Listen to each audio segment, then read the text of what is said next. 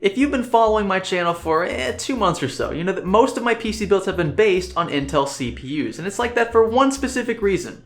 These AMD FX processors are based on 5-year-old architecture. Now I know what you're saying, Greg, they've been revised multiple times, or these things are more efficient than they were back in the bulldozer era. Well, okay.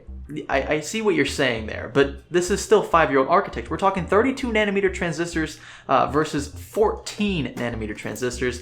Big difference there, big difference in single core performance. But what I want to answer in this video essentially is if you're choosing between a processor like this that has 2 cores and 4 threads, or a processor like this that has essentially 8 cores, but they're technically composed of 4 cores and 8 modules, then which one should you buy? Should you buy the older processor with more threads, or the newer processor with fewer threads? Stronger single core performance, stronger multi-core performance? Let's find out which one's the better buy.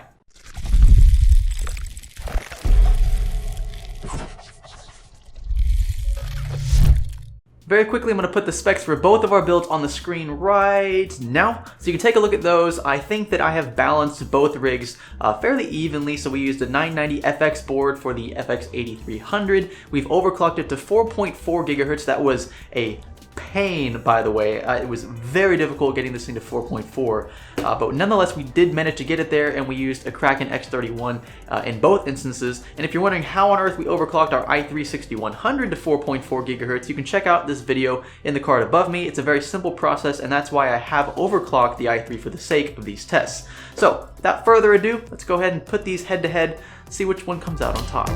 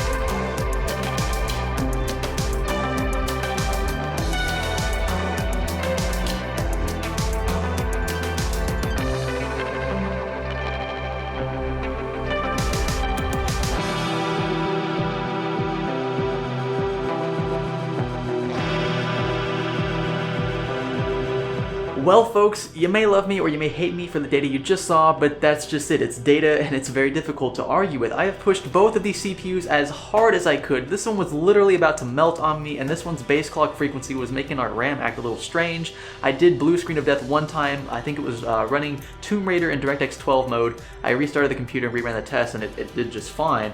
But nonetheless, I don't think I could have pushed these CPUs any further than I did. So 4.4 gigahertz for both. It's actually kind of cool that it worked out that way, but that's as far as I was willing to go, and have been feeling somewhat safe about the temperatures that I was receiving on both. I want to speak for a moment on the memory issue, and that's because I got chewed out for it in the i3-6100 vs FX 6300 video. If you haven't already seen it, click the card above me, check that one out. But nonetheless, I think I got my DDR3 and DDR4 frequencies closely matched. Now keep in mind, I did not change the DDR4 timing, so when I tuned it down from 3000 megahertz, my timings remained in the same tuning that they were for 3000 megahertz, which created a slight artificial advantage for the FX processor when it came to memory management. But nonetheless, I still think that 1866 versus 2133, while this one has lower cache latencies and this one has slightly higher cache latencies, they kind of balance each other out. If you disagree with me, no problem, just leave a comment and we can kind of sort things out. But I think that the RAM was fairly matched in both cases.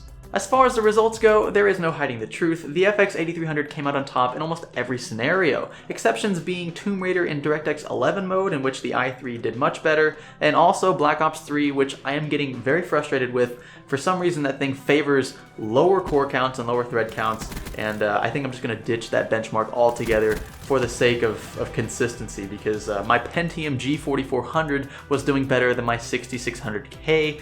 If you're interested in seeing how that all played out, click the card above me. But nonetheless, I think that test is a bit flawed. So with that one kind of just scrapped, the i3 really only did better in one game, and it was by a significant margin. But I think that when DirectX 12 starts taking hold in most of these new games coming out, the higher thread count will definitely benefit those games. In terms of single core performance, rendering abilities, and just straight IPC, the i3-6100 continues to impress me with its single core performance. It rendered our 1-minute video file in almost the exact same time that it took our FX 8300 to, and this thing has twice as many threads. So there's a lot to say about the single core performance of this chip and the Skylake 14nm architecture.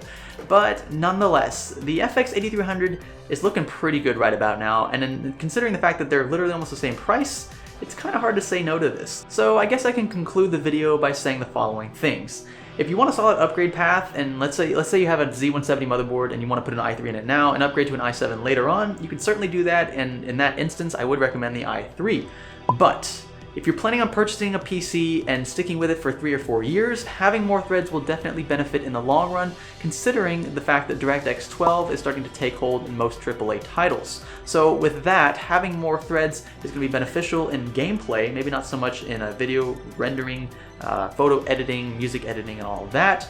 But in the case of just straight gameplay, the FX 8300 does look like a valid contender. I would consider it if I was you. That is my final verdict on these two CPUs. With that, I want to hear your opinions in the comments below. Be sure to give the video a thumbs up if you think it deserves one. I forgot to do my thumbs up. There it is.